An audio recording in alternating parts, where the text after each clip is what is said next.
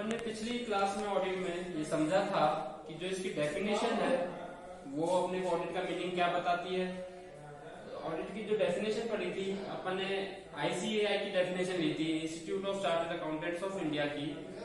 वो बताती है the audit is an systematic and independent examination of financial statements and of any entity whether profit oriented or not irrespective of its size and legal form to express an opinion।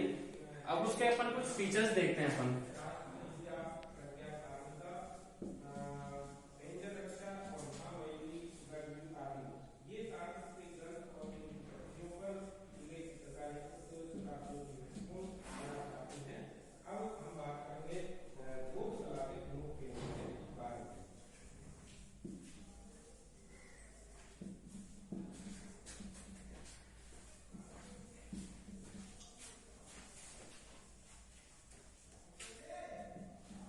Systematic and independent, जो audit अपन ने पहले देखा था इसकी definition में ही, audit systematic होनी चाहिए examination financial statements का, मतलब एक प्रॉपर वे में कंडक्ट करी जानी चाहिए। अपने को पहले से पता होना चाहिए कि अपने को यही प्रोसीजर्स फॉलो करने हैं और जो अपनी ऑडिट प्लानिंग है वो कैसे रहेगी ताकि अपन जो अपने गोल्स हैं उनको अचीव कर सके।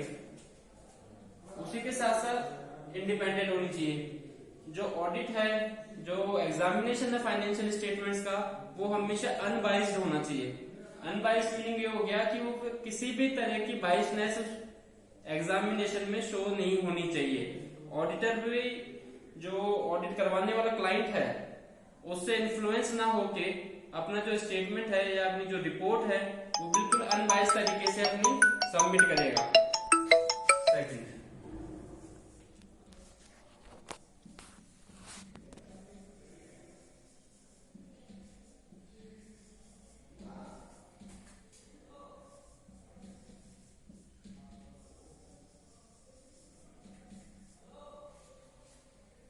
Financial statements. Audit is a systematic and independent examination of financial statements. Financial statements वो स्टेटमेंट्स होते हैं जो ऑडिट के दौरान ऑडिटर के द्वारा चेक किए जाते हैं। फाइनेंशियल स्टेटमेंट्स में क्या क्या आ जाएगा? PNL, balance sheet, notes to accounts. मतलब एक ऑडिटर जो है वो इन तीनों चीजों की चेक करेगा कि प्रॉफिट एंड लॉस अकाउंट कैसा है, क्या रिपोर्ट दे रहा है, उसके प्रॉफिट्स कितने हैं, लॉसेस कितने हैं, वो प्रॉपर्ली शो अप हो रहे हैं या नहीं हो रहे। बैलेंस शीट में जो उसके एसेट्स है, लायबिलिटीज है, वो प्रॉपर डिस्क्लोज हो रही है या नहीं हो रही, और प्रॉपर नोट्स टू अकाउंट दिए गए हैं या नहीं, मतलब फुट नोट्स अच्छे से तैयार है या नहीं, डिस्क्लोजर दिया हुआ है या नहीं।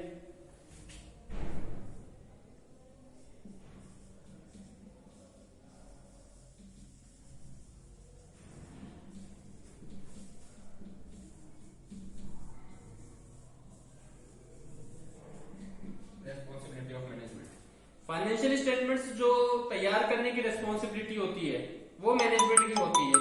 कभी भी ऑडिटर किसी भी ऑर्गेनाइजेशन के फाइनेंशियल स्टेटमेंट्स खुद तैयार करके उनकी ऑडिट नहीं कर सकता। उनको तैयार करने वाले अकाउंट्स वाले होंगे, अकाउंट सेक्शन होगा, उसके लिए पूरा प्रॉपर अकाउंटेंट्स होंगे, लेकिन वो सभी किसके लिए वर्क करेंगे? मैनेजमेंट के लिए। इसका मतलब अपन ये समझ सकते हैं कि जो फाइनेंशियल स्टेटमेंट्स तैयार किए गए हैं वो मैनेजमेंट के द्वारा तैयार किए गए हैं। सिर्फ ऑडिटर का काम यही है कि उन फाइनेंशियल स्टेटमेंट्स को देख के उन पे उसको अपनी रिपोर्ट पेश करनी होती है।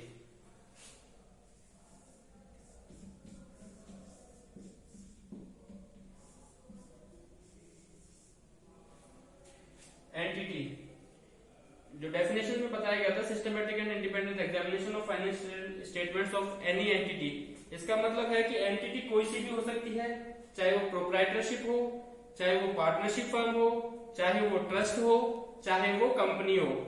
इसी के अलावा इसमें ये भी बताया गया है, ये तो इसकी लीगल फॉर्म की बात हो गई है चारों, कि वो लीगली किस फॉर्म में है। इसी के साथ साथ अपने को ये भी देखना है कि वो प्रॉफिट ओरिएंटेड चाहे हो या ना हो, वेदर इट्स प्रॉफिट ओरिएंटेड और नॉट, फिर भी उसकी ऑडिट हो सकती है। मतलब ऑडिट करवाने के लिए कहीं भी नहीं कहा गया है कि सिर्फ वही ऑर्गेनाइजेशन ऑडिट करवाएंगी जो प्रॉफिट ओरिएंटेड है, ऐसा बिल्कुल भी नहीं है। जो ऑर्गेनाइजेशन प्रॉफिट ओरिएंटेड नहीं है उनको भी ऑडिट करवाना अगर उनके एक्ट के हिसाब से अनिवार्य है तो वो अनिवार्य रहेगा।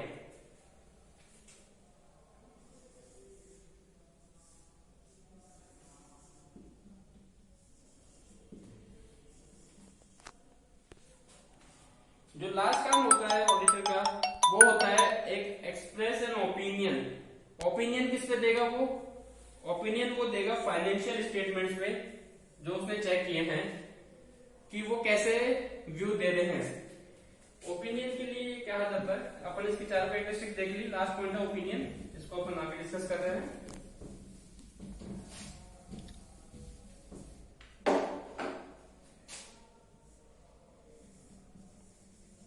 ओपिनियन, ओपिनियन में वो ये बताएगा कि जो फाइनेंशियल स्टेटमेंट्स है वो ट्रू एंड फेयर व्यू दे रहे हैं या नहीं। मतलब वो जो सच्चाई है कंपनी की, जो फाइनेंशियल पोजीशन है वो प्रॉपरली शो कर रहे हैं या नहीं, और अगर वो कर रहे हैं तो वो आगे प्रॉपरली दिख रही है या नहीं।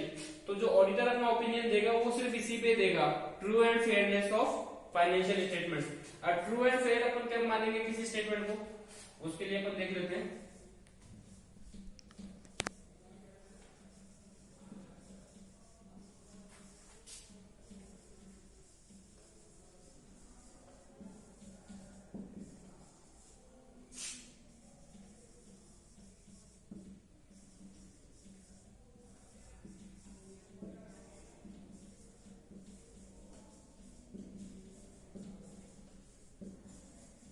पहला पॉइंट, जो फाइनेंशियल स्टेटमेंट्स है वो एक्सेप्टेबल पॉलिसीज, जो पॉलिसीज अपने को अकाउंटिंग स्टैंडर्ड्स में बताई गई है उनको कंटिन्यूसली मतलब कंसिस्टेंटली फॉलो कर रहे हैं या नहीं कर रहे हैं।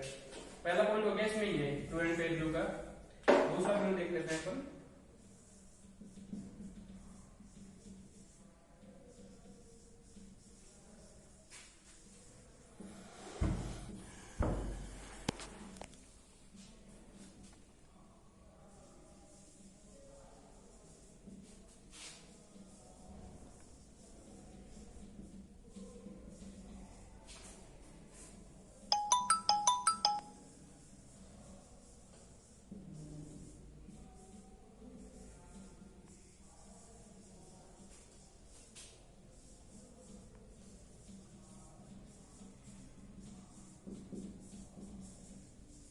दूसरा पॉइंट है जो रेलेवेंट रेगुलेशंस है, जो भी एक्ट ने बता रखा है, चाहे वो कंपनीज एक्ट हो,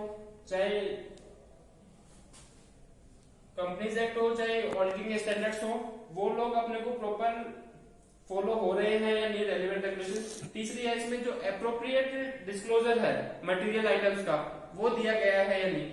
अगर ये तीनों किसी भी फाइनेंशियल स्टेटमेंट में मिल रही है तो इसके बाद ऑडिटर ये ओपिनियन दे सकता है कि ये financial statement true and fair है। Thank you.